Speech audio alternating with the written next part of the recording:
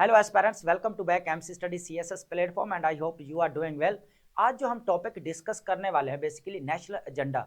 ये national agendas वो हैं जो 2026 के अंदर मलिहा लोधी साहिबा की तरफ से दिए गए। यू नो वेरी वेल कि मलिहा लोधी साहिबा जो है वो कह लें कि former permanent representative to UNO भी रही हैं, डिप्लोमेट भी हैं और पॉलिटिकल साइंटिस्ट भी हैं। अगर देखा जाए तो इन्होंने पाकिस्तान के ऊपर जो है वो कह लें कि बहुत लिखा है। देखा जाए तो स्पेशली अगर बात की जाए फॉरेन पॉलिसी के ऊपर, फॉरेन रिलेशंस के ऊपर अगर बात की जाए, डेमोक्रेसी के ऊपर बात की जाए, गवर्नेंस के ऊपर अगर बात की जाए, उसके बाद डेमोग्राफिक जो यहाँ पर चेंज हमें देखने को मिल रहा है, उसके बाद क्लाइमेट चेंज के ऊपर अगर देखा जाए, इसके साथ साथ अगर हम ह्यूमन डेवलपमेंट की बात करें तो मलिहा लोधी साहिबा ने इसके ऊपर भी बहुत अच्छा लिखा है। उसके बाद अगर देखा जाए इंटरनल सिक्योरिटी चैलेंजेस जो पाकिस्तान को या एक्सटर्नल सिक्योरिटी चैलेंजेस फेस करना पड़ रहे हैं तो इसके ऊपर भी मलिहा लोधी ने लिखा है।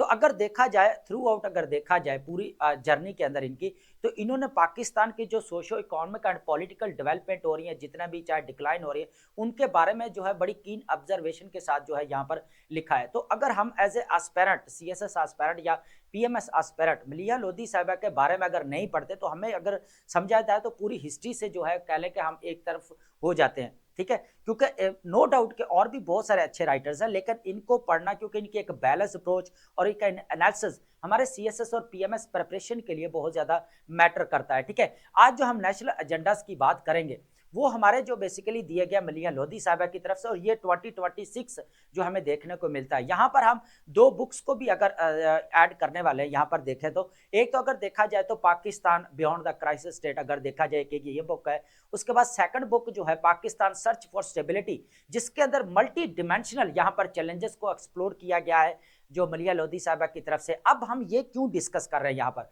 अगर देखा जाए तो करंट अफेयर का पेपर है या पाकिस्तान अफेयर का पेपर है। अभी हमारा सीएसएस अराउंड द कॉर्नर है, 4 फेब से हमारे एग्जाम स्टार्ट होने वाले हैं। लेकिन अगर देखा जाए तो थ्रू आउट 2026 के अंदर जो पाकिस्तान के नेशनल एजेंडाज होने चाहिए, इससे पहले हम फॉरेन एजेंडाज के ऊपर डिस्कस कर चुके हैं हमारे फॉरेन पॉलिसी को लेकर, ठीक है। वो ऑलरेडी आपको इंटरनेशनल जो हमारी प्ले लिस्ट है करंट अफेयर की एमसी स्टडी प्लेटफॉर्म पर वो यहाँ मिल जाएगी, ठीक है।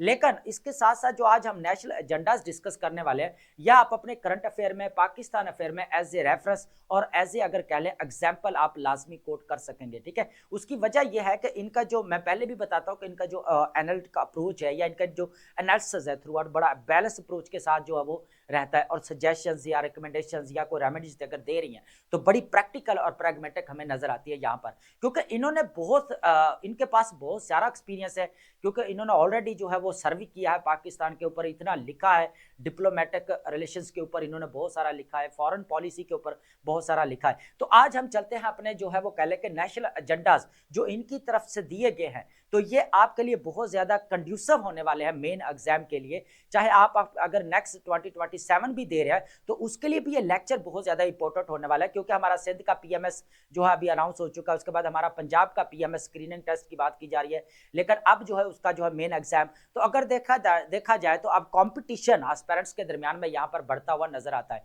क्योंकि डिजिटल का दौर है और हर एस्पिरेंट के पास एक्सेस है कि वो कह लें कि अपना इजीली जो है वो गाइडलाइन ले सकता है सीएसएस या पीएमएस की, उसके बाद अपनी प्रेपरेशन को भी जो है वो कंटिन्यू रख सकता है। तो ये चीजें चलते अपने आज एजेंडाज की बात करेंगे, इंपॉर्टेंट एजेंडाज है। इंटरनल सिक्योरिटी के ऊपर बात करेंगे, यहाँ पर जो मलिहा लोधी साहिबा की तरफ से बात की गई है। ह्यूमन डेवलपमेंट के ऊपर बात करेंगे, इकोनॉमिक रिवाइवल कैसे आ सकता है, जो इकोनॉमिक स्टैग्नेशन इन पाकिस्तान देखने को मिल रही इसको कैसे कर्टेल किया जा सकता है। उसके बाद अगर यहाँ पर बात करें हम गवर्नेंस जो हमें फेलियर नजर आता है या पॉलिटिकल पोलराइजेशन देखने को मिलती है अकॉर्डिंग टू मलिहा लोधी, तो वो भी यहाँ पर हमें देखने को मिलती है, ठीक है। तो वो उसको भी यहाँ पर हम डिस्कस करने वाले हैं, ठीक है। वन बाय वन जो है चीजों को हम यहाँ पर जो है वो एलेबोरेट करते जाएंगे ताकि आपको जो है वो इजी समझ आ जाए।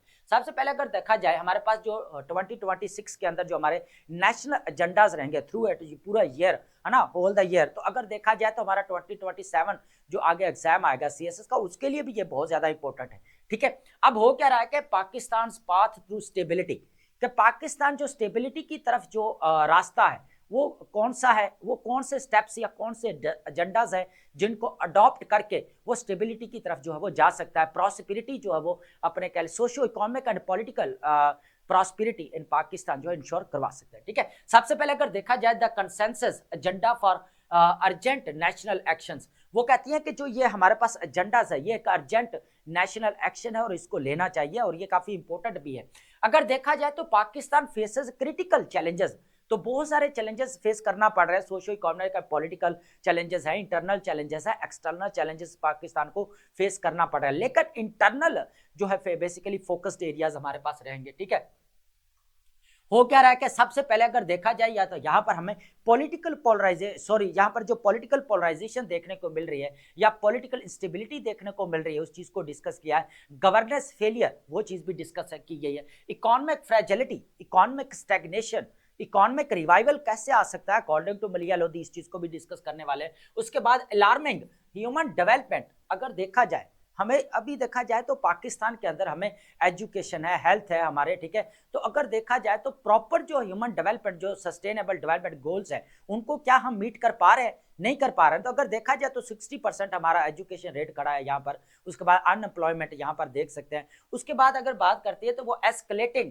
जो सिक्योरिटी थ्रेट्स हमें देखने को मिलते हैं, जिस तरह यहाँ पर मिलिटेंट्स ग्रुप्स हमें देखने को मिल रहे हैं, तो वो डे बाय डे जो पाकिस्तान की सॉवरेनिटी के लिए बहुत बड़ा चैलेंज है, बहुत बड़ा थ्रेट है। उसके साथ उन्होंने एक और बात की है, यहाँ पर पॉपुलेशन जो एक टाइम बॉम्ब बन चुका है यहाँ पर पाकिस्तान के लिए, अभी एक बड़ा सीरियस कंसर्न है ये। ठीक है, उसके साथ साथ अगर सबसे बड़ी बात इन्होंने जो कह लें कि पाकिस्तान सर्च फॉर स्टेबिलिटी के अंदर जो कह लें कि यूथ को लेकर इन्होंने बात की है कि यूथ बल्ज जो पाकिस्तान के अंदर इनको राइट डायरेक्शन में यूज करना चाहिए, क्योंकि अगर देखा जाए तो 60 to 65% यूथ जो है वो पाकिस्तान की यहाँ पर है और जो अभी बहुत सारे चैलेंजेस का सामना करना पड़ रहा है जिनको। ठीक है, जिनमें से सबसे इंपॉर्टेंट चीज हमें नजर आ रही है वो है यहाँ पर अनएम्प्लॉयमेंट रेट जो आपका 7.1% पे रैंक कर रहा है। ये चीज हमें यहाँ पर देखने को मिली। सबसे पहले जो हमारे पास एजेंडा रहेगा वो रहेगा foundation political reconciliation and democratic stability.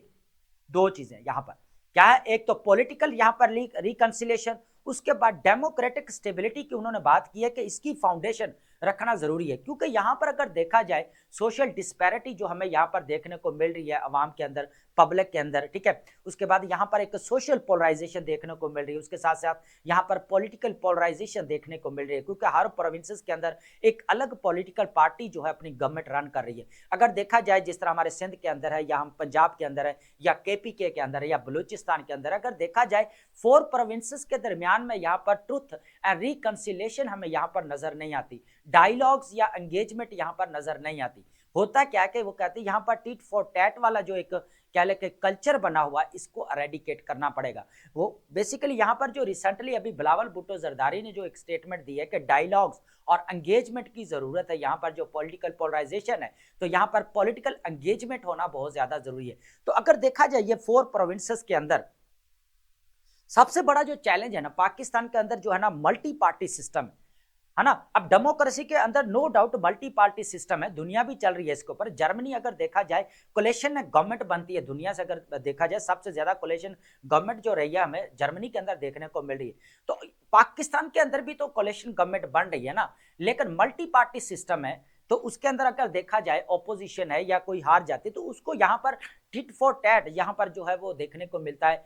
ठीक है, तो ये चीज यहाँ पर वो कहती है कि नहीं होनी चाहिए। यहाँ पर एक पॉलिटिकल जो है वो कह लें कि यहाँ पर एंगेजमेंट या पॉलिटिकल डायलॉग्स होने चाहिए, जितने भी पॉलिटिकल लीडरशिप है उनको एक पेज पर आना चाहिए और यहाँ पर socio economic and political development की बात करनी चाहिए। जिस तरह दुनिया के अंदर वॉर्स एंड कॉन्फ्लिक्ट चल रही हैं, या जिस तरह यहाँ पर रीजनल लेवल और ग्लोबल लेवल्स के ऊपर हमें स्ट्रेटेजिक कॉम्पिटिशन देखने को मिल रहा है, ग्लोबल पावर डायनामिक्स हमें देखने को मिल रही है, यहाँ पर डिप्लोमेसी बैलेंसिंग डिप्लोमेसी अगर देखने को मिल रही है, तो किस तरह जो है वो पाकिस्तान को जो है आगे लेकर जाया जा सकता है यहाँ पर। तो इंपॉर्टेंट चीज है कि घर से पहले चीजें है ना वो संवरना शुरू हो। तो यहाँ पर अगर देखा जाए तो 4 प्रोविंसेस की यहाँ पर जो गवर्नमेंट है, जो हमें देखा जाए जितनी भी मल्टी पार्टी सिस्टम है उनको एक पेज पर आना चाहिए। लेकिन उसके साथ साथ उन्होंने सिविल मिलिट्री रिलेशंस की भी बात की है, बहुत अच्छी बात की है बैलेंस अप्रोच के साथ, कि उन्होंने हिस्टोरिकल अगर देखा जाए, हिस्टोरिकल देखा जाए तो 30 ईयर यहाँ पर डिक्टेटरशिप रूल रहा है या नॉन इलेक्टेड इंस्टीट्यूशंस का। अगर देखा जाए तो ये डेमोक्रेसी के अंदर एक इंटरवेंशन है जो आपका कह लें कि 1950s के बाद से स्टार्ट होता है। ठीक है, अब देखा जाए देखे हो क्या रहा है कि यहाँ पर जो कह लें कि जो नॉन इलेक्टेड इंस्टीट्यूशन है वो कहती है कि उनकी पॉलिटिकल इंटरफेरेंस यहाँ पर नहीं होनी चाहिए। उनको कह लें कि एज ए स्टेट के इंटरेस्ट या स्टेट के इंटरनल सिक्योरिटी या एक्सटर्नल सिक्योरिटी के चैलेंजेस को लेकर जो जितने भी अभी फेस किए जा रहे हैं उनको यहाँ पर रिजॉल्व करने की कोशिश की जाए, ठीक है। और यहाँ पर डेमोक्रेसी को मजीद स्ट्रेंथन किया जा सके ताकि जो है यहाँ पर कह लें कि जो पब्लिक सर्विस डिलीवरी को जो है वो कह लें कि इफेक्टिव बनाया जा सके, ठीक है। ये चीज वो कहना चाह रही है। तो टोटली अगर देखा जाए तो सबसे पहले वो बात करती है कि यहाँ पर जो पॉलिटिकल एनवायरनमेंट है वो पीसफुल होना चाहिए, बिल्कुल काम होना चाहिए, ट्रैंक्वल होना चाहिए यहाँ पर, ठीक है। Dialogues is crucial, dialogues important है। जब आप एक पेज पे ऊपर वो कहते हैं कि नहीं आएंगे ना जितने भी पॉलिटिकल लीडरशिप है तो बात नहीं बनेगी। हमें जो नेशनल इंटरेस्ट है, जो रीजनल लेवल के ऊपर यहाँ पर जैसे चेंजिंग डायनामिक्स हमें देखने को मिल रहा है, उसके बाद ग्लोबल लेवल के ऊपर देखने को मिल रहा है, तो दुनिया कहां से कहां जा रही है, लेकिन वो कह रही है आज भी हम वही इसी गर्दाब इसी साइकिल में जो है ना वो कह लें कि ट्रैप हुए पड़े कि टिट फॉर टैट वाला चल रहा है और यहाँ पर एक पेज पर आने की बात नहीं की जा रही। तो यहां पर जो है वो क्या होनी चाहिए, political reconciliation and democratic stability, ये बेटर करती है यहां पर, ठीक है।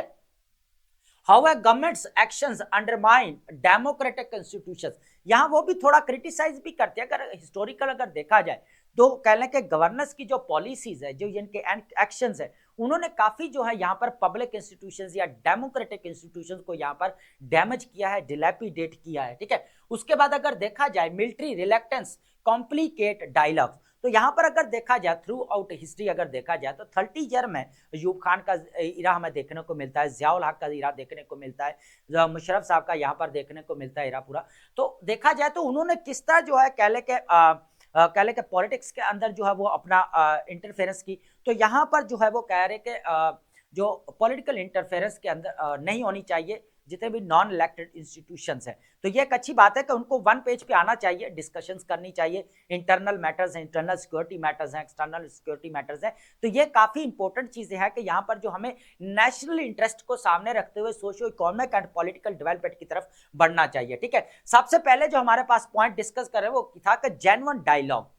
अब फॉर परमिशन जैसे हमने बात की कि यहाँ पर जेन्युइन डायलॉग होने चाहिए, ट्रुथ रिकंसिलिएशन वाला एलिमेंट होना चाहिए, ना कि ट्रस्ट डेफिसिट वाला एलिमेंट होना चाहिए। उसके बाद यहाँ पर प्रोटेक्ट इंस्टीट्यूशंस। अब जितने भी यहाँ पर इंस्टीट्यूशंस डैमेज हो रहे हैं, यहाँ पर कह लें कि या करप्शन है या अकाउंटेबिलिटी नहीं है, यहाँ पर ट्रांसपेरेंसी देखने को नहीं मिल रही, फेयर जस्टिस नहीं देखने को मिल रहा, तो क्या करना चाहिए, इन इंस्टीट्यूशंस को एम्पावर करना चाहिए, स्ट्रेंथन करना चाहिए और अकाउंटेबिलिटी और ट्रांसपेरेंसी इंश्योर करवाना चाहिए ताकि क्या हो सके, यहाँ पर जो है वो डेवलपमेंट हो सके, ठीक है। उसके बाद एड्रेस गवर्नमेंट एक्शंस। अब क्या कि जितने भी गवर्नमेंट एक्शंस ले रही है, यहाँ पर कह लें कि यूनिलैटरल एक्शंस देखने को मिल रहे हैं, तो यहाँ पर जो है वो बार बार कह रहे हैं कि पार्लियामेंट जो एक बनाया गया तो वो आपकी एक डिबेट के लिए बनाया गया है ना, उसके अंदर डिस्क्रिमिनेशन वो कहते हैं कि नहीं होनी चाहिए, सबको एक पेज पे आना चाहिए, एक एजेंडे को लेकर चलना चाहिए कि ये इशू है, इसको कैसे रिजॉल्व किया जा सकता है, ये चीज है, ठीक है। एंगेज इन मिलिट्री, ठीक है। अब एंगेज मिलिट्री का ऑलरेडी हम बात कर चुके हैं कि यहाँ पर इंटरनल सिक्योरिटी चैलेंजेस है, फॉरेन अगर देखा एक्सटर्नल सिक्योरिटी चैलेंजेस, तो उनको यहाँ पर बैठकर पॉलिटिकल लीडरशिप के साथ इसको जो है डील करना चाहिए, ये अच्छी चीज है ना। तो यहाँ पर कंसिलेशन, ट्रुथ एंड रिकंसिलेशन मिलती है, तो एक दूसरे को डिफेम करना बुरी बात है। वो कहते हैं कि यहाँ पर जो है political reconciliation and democratic stability होनी चाहिए, ठीक है। सेकंड एजेंडा जो हमारे पास रहेगा, इकोनॉमिक रिवाइवल, ठीक है, बियॉन्ड शॉर्ट टर्म स्टेबलाइजेशन। अब वो बड़ी सीधी और स्ट्रेट फॉरवर्ड बड़ी अच्छी क्लैरिटी के साथ बात करती है कि यहाँ पर जो इकोनॉमिक हमें स्टैग्नेशन देखने को मिलती है, तो अभी जो कह रहे हैं कि हम एक शॉर्ट टर्म के लिए हमें इकोनॉमिक स्टेबिलिटी नजर आती है या स्टेबलाइजेशन नजर आती है, तो ये लॉन्ग टर्म नहीं है, ये शॉर्ट टर्म इसलिए है कि ये बूम बस्ट जो साइकिल है पाकिस्तान के अंदर इकोनॉमी वाला, कि जब यहाँ पर बेल आउट प्रोग्राम मिलते हैं या एड्स मिल रही हैं, फंड्स मिल रहे हैं, तो पाकिस्तान की इकोनॉमी एकदम से स्टेबलाइज कर जाती है। लेकिन एस्पिरेंट्स दोस्तों ये बात याद रखनी है कि यहाँ पर हमारी इकोनॉमिक ग्रोथ नहीं हो रही, इकोनॉमिक स्टेबलाइज जरूर हो रही है। स्टेबलाइजेशन और चीज है, स्टैग्नेशन और चीज है, और आपकी ग्रोथ और चीज है, ये चीज आपने अंडरस्टैंड करनी है ना। तो अब हो क्या रहा है कि ग्रोथ की तरफ नहीं जा पा रही इकोनॉमी, है ना। हमारे क्या हो रहा है कि इकोनॉमी एक जगह पे जमूद होगी, खड़ी होगी, है ना, इकोनॉमिक स्टैग्नेशन हमें देखने को मिल रहा है यहाँ पर, है ना, ये चीज है। तो सबसे पहले अगर देखा जाए डेट ट्रैप, अब यहाँ पर डेट ट्रैप अगर देखा जाए तो वो यहाँ पर देखने को बहुत ज्यादा मिल रहा है। जिस तरह अगर देखा जाए अब बजट का इतना हिस्सा जो है वो हमें यहाँ पर जो है वो कर्ज में जाना पड़ता है, तो इसको जो है वो रीस्ट्रक्चर करना पड़ेगा। यहाँ पर डेट बर्डन है, लो फॉरेन हमें एक्सचेंज रिजर्व मिलने देखने को मिल रहे हैं, significant external financing needs, the cycle of boring is unsustainable, ठीक है। उसके बाद इन्वेस्टमेंट स्टैग्नेशन, एफडीआई अगर देखें तो पाकिस्तान के अंदर आती हुई नजर नहीं आती, उसकी नहीं आ रही। उसकी वजह क्या है कि यहाँ पर सिक्योरिटी, इंटरनल सिक्योरिटी चैलेंजेस वो बहुत ज्यादा है यहाँ पर, ठीक है। उनको लगता है कि यहाँ पर जो पॉलिटिकल सिनेरियो है जो पाकिस्तान के अंदर, उसके अंदर कुछ भी हो सकता है और किसी टाइम भी वो चेंज हो सकता है। तो इस वजह से बहुत सारे जो है वो कह लें कि एफडीआई वालों को जो है वो कह लें कि एक जो होना चाहिए ट्रस्ट, वो यहाँ पर नहीं होता। उसके बाद स्ट्रक्चरल रिफॉर्म्स स्टिल एब्सेंट। अब होना क्या चाहिए कि पूरा इकोनॉमी का हमें रिस्ट्रक्चर करना चाहिए पूरा। अब देखिए, एक हमें स्टेट और एंटरप्राइजेस को अगर प्राइवेट कर दिया गया, पीआईए को $135 बिलियन रुपीज में, है ना, तो 75 शेयर्स, लेकिन हो क्या रहा है कि चलो एक हो रही है, लेकिन बाकी इतनी स्टेट और एंटरप्राइजेस जो पड़ी हैं, उनका जो सारा बर्डन पड़ेगा वो पब्लिक के ऊपर पड़ेगा, पब्लिक टैक्स पे करेगी, तो वो खसारे में जा रही है। तो उसको भी या तो अपलिफ्ट करें या प्राइवेटाइज किया जाए, है ना। उसका कुछ ना कुछ सोल्यूशन जो है वो लेना चाहिए, फौरन लेना चाहिए। अब जो पीआईए जब खसारे में चल रही थी 2023 के अंदर देखा जाए 100 अरब रुपए का यहाँ पर लॉस होता है, लेकिन वही पीआईए 2024 के अंदर 26 बिलियन कह ले के यहाँ पर हमें जो कह ले के प्रॉफिट होता है यहाँ पर पीआईए से, है ना। जब प्रॉफिट की बारी आती है, हमें नजर आया तो उसको जो है यहाँ पर प्राइवेटाइज कर दिया गया, और उसके पीछे बहुत सारे क्वेश्चन मार्क भी हमें देखने को मिलते हैं। अगर देखा जाए, नदीमुल हक साहब जो इकोनॉमिस्ट है ना, उन्होंने भी कहा है कि प्राइवेटाइजेशन अच्छी बात है, लेकिन काफी चीजें यहाँ पर क्वेश्चन मार्क जो है वो हमें देखने को लग गए हैं कि जैसे कि पीआईए जो अगर स्टेट ओन्ड एंटरप्राइज अगर फेल हुई तो इसके पीछे क्या रीजन है, गवर्नेंस फेलियर नजर आता है। और ये किसी एक गवर्नमेंट का काम नहीं है, थ्रू आउट पूरी हिस्ट्री की बात करें 78 ईयर्स की, ठीक है। उसके बाद है ब्रोकन ग्रोथ मॉडल। वो कहती है कि जो यहाँ पर जो मॉडल इंट्रोड्यूस करवाया गया पाकिस्तान के अंदर इकोनॉमी वाला, ये कोई इतना रेजिलियंट नहीं है, इतना कोई पावरफुल कह ले नहीं है जो पाकिस्तान की इकोनॉमी को ग्रोथ की तरफ लेकर जाएगा। ये एक शॉर्ट टर्म है, ये कह ले कि शॉर्ट टर्म है, ये लॉन्ग लास्टिंग, लॉन्ग टर्म ये नहीं है। आपकी जो इकोनॉमिक स्टेबलाइजेशन है, ये आपके जितनी देर आपके एड्स आती रहेंगे, बेल आउट प्रोग्राम्स आते रहेंगे, उतनी देर आपकी इकोनॉमी स्टेबलाइज, अदरवाइज फिर क्या होगी, नीचे डाउन चली जाएगी। तो उसको कहते हैं कि बूम बस्ट साइकिल। एकदम से जब जो आपकी इकोनॉमी डाउन चली जाए या गिर जाए, फिर ये सिचुएशन आ जाती है, ठीक है। तो सबसे पहले इकोनॉमिक रिवाइवल होना चाहिए, और यहाँ पर जो शॉर्ट टर्म स्टेबलाइजेशन जो है की तरफ से निकलना चाहिए, और लॉन्ग टर्म स्टेबलाइजेशन की तरफ जो है हमें जाना पड़ेगा। ये इंपॉर्टेंट चीज है यहाँ पर, ठीक है। अब बात करते हैं ह्यूमन डेवलपमेंट की। ह्यूमन डेवलपमेंट के ऊपर इन्होंने जो है वो काफी अच्छा लिखा। अगर देखा जाए तो इनकी जो बुक है पाकिस्तान सर्च फॉर स्टेबिलिटी, अब ये वो पाथ्स कह ले के वे हैं, या वो कह ले के यहाँ पर वे फॉरवर्ड है जो पाकिस्तान को प्रोस्पेरिटी के रास्ते के ऊपर लेकर जा सकते हैं, अकॉर्डिंग टू मिलिया लोधी, ठीक है। अब इस चीज को यहाँ पर देखते हैं मिलिया लोधी के क्या कहते हैं यहाँ पर। थर्ड, अगर बात करें human development crisis, Pakistan greatest vulnerabilities की अगर बात की जाए तो पाकिस्तान को नेचुरल डिजास्टर्स का सामना है, इंटरनल बहुत सारे चैलेंजेस का हमें कह ले के सामना करना पड़ रहा है। लेकिन इसके साथ साथ अगर देखा जाए जो ह्यूमन डेवलपमेंट के ऊपर हमें यहाँ पर इन्वेस्टमेंट करनी चाहिए, वो यहाँ पर नहीं की जा रही। आज भी अगर देखा जाए 26 कह ले के यहाँ पर मिलियन चिल्ड्रन जो है आउट ऑफ स्कूल नजर आते हैं। पहले कभी 22.5 सॉरी कह ले के 22.5 जो बिलियन हमें जो मिलियन नजर आते थे आउट ऑफ, अब 26 हो गए, ठीक है। इसी तरह अगर देखा जाए तो पाकिस्तान का लिटरेसी रेट है वो 60% पे स्टैंड कर रहा है। 40% आपकी जो है वो कह लें कि पॉपुलेशन अनएजुकेटेड है। हिसाब लगाए कि कैसे मुल्क जो है वो socio economic and political development की तरफ जाएगा। लोगों को तो पॉलिटिकल अवेयरनेस भी नहीं है, पॉलिटिकल कल्चर का नहीं पता उनको, डेमोक्रेसी की डेफिनेशन का अभी तक डेमोक्रेसी के लोगों को नहीं पता क्या चीज है। तो 44% अगर देखा जाए तो लोग पावर्टी, बिलो द पावर्टी रह रहे हैं, according to World Bank. World Bank कहता है कि 44% से भी लो जो है यहाँ पर हमें पावर्टी रेट देखने को मिल रहा है पाकिस्तान के अंदर।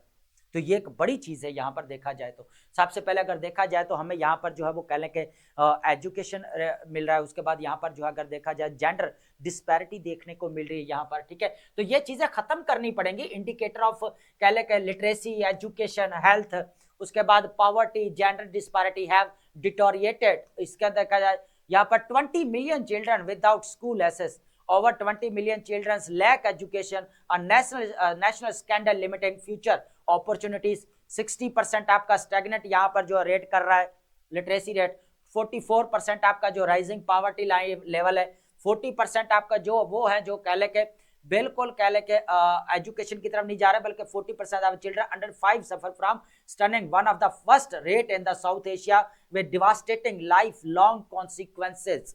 ये चीज हमें देखने को मिल रही है। तो अगर देखा जाए the government has twice declared an education emergency but then take no action. एक बार तो यहाँ पर जो है कह ले कि एक्शन तो ले लिया जाता है, कहने के लिए यहाँ पर लॉज पास कर दिए जाते हैं, वो कह लेते हैं एक्ट भी पास कर दिए जाते हैं, लेकिन उनकी प्रॉपर इंप्लीमेंटेशन हो देन बात है ना।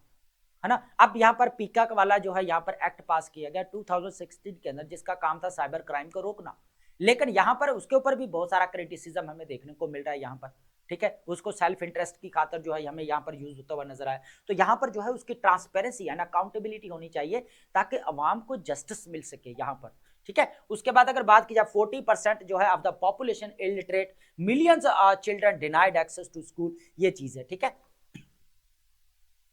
अब बात करते हैं पॉपुलेशन की। ये देखिए इस वक्त जो है ना अगर देखा जाए पॉपुलेशन डिजिटल सेंसस के अकॉर्डिंग अगर देखा जाए 2023 तो अगर देखा जाए 241 मिलियन जो है यहाँ पर आबादी है, लेकिन अभी जो 2026 है इसके अंदर देखा जाए तो 250 मिलियन 250 मिलियन जो है यहाँ पर पॉपुलेशन देखने को मिल रही है, जो एनुअली अगर देखा जाए 60 हमें यहाँ पर जो 6 मिलियन जो है यहाँ पर देखने को मिल रहे हैं जो एनुअली, ठीक है। 60 लाख लोग जो है एनुअली जो है ऐड हो रहे हैं यहाँ, ठीक है, पॉपुलेशन में। लेकिन लास्ट टाइम हमने एक पॉपुलेशन का जो है वो ओपिनियन डिस्कस की थी, जिसके अंदर हमने ये डिस्कस किया था कि जब 40 to 50 लाख जो है यहाँ पर पॉपुलेशन ग्रोथ हमें पॉपुलेशन जो है इंक्लूड होती मिलती है एनुअली, ठीक है। तो अब देखा जाए तो यहाँ पर 2.5% हमें यहाँ पर जो है वो कह ले के ग्रोथ पॉपुलेशन ग्रोथ देखने को मिल रही है, ठीक है। लेकिन एक्सप्लोसिव जिस तरह ये पॉपुलेशन ग्रोथ हो रही है, इस तरह जो कह ले के यहाँ पर ह्यूमन डेवलपमेंट है वो कॉम्प्रोमाइज्ड हो रही है। अब सस्टेनेबल डेवलपमेंट के गोल्स जो है वो 70 जो बनाया गया है पॉवर्टी को लेकर, एजुकेशन को लेकर, जेंडर इक्वालिटी को लेकर, क्या वो यहाँ पर फुलफिल हो पाएंगे, है ना।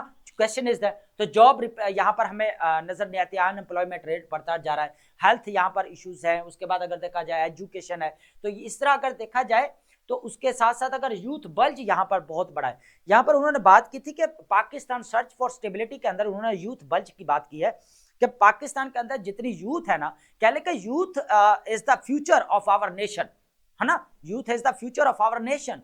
तो देखा जाए तो यूथ को सही राइट डायरेक्शन में अगर लगाया जाए, देखे 2040 तक जो है कहा जा रहा है कि 104 यहाँ पर मिलियन हमें जो है वो कह लें कि लोग मिलेंगे कि अब जिनको हम डिग्री, और अब अभी की डिग्री की बात करें तो 10 लाख लोगों के पास डिग्रीज है, लेकिन वो अनएम्प्लॉयमेंट है। अब इतनी अगर रियलिस्टिक अप्रोच के साथ देखें तो 10 लाख जॉब जो है आप दे भी नहीं सकते, इकोनॉमिक क्राइसिस चल रहा है। लेकिन ऑल्टरनेटिव भी तो है ना, ऑल्टरनेटिव में आप डिजिटल स्किल सिखाते, जो अभी आप जो है वो कह लें कि स्टार्ट कर रहे हैं तो उसको पहले करना चाहिए ना, ताकि हम जो है वो यूथ जो जितने भी है वो एक राइट डायरेक्शन में हो, ताकि हम क्या करें अपने नेशनल इंटरेस्ट को सामने रखते हुए socio economic and political development हो। सिंपल सी बात है। तो ये बात वो अपनी बुक्स में जो पाकिस्तान सर्च फॉर स्टेबिलिटी है उसके अंदर वो कह चुके हैं, ठीक है। उसके बाद 2 पॉइंट यहाँ पर हमें 5% हमें इनका जो है वो कह लें कि ग्रोथ मिल रही है, पॉपुलेशन ग्रोथ यहाँ पर देखने को मिल रही है, एक चीज ये है, ठीक है। अब बात करते हैं security challenges beyond kinetic solution. देखिए हो क्या रहा है कि पाकिस्तान को जो है ना इंटरनल सिक्योरिटी चैलेंजेस लाक है ना, मिलिटेंट्स ग्रुप्स आए दिन जो है पाकिस्तान की सॉवरेनिटी को थ्रेट पहुंचा रहे हैं। केपीके और बलूचिस्तान तो जैसे कि टेररिस्ट हब बन चुका है, इस तरह जो है वो क्रॉस बाउंड्री एरियाज है ना।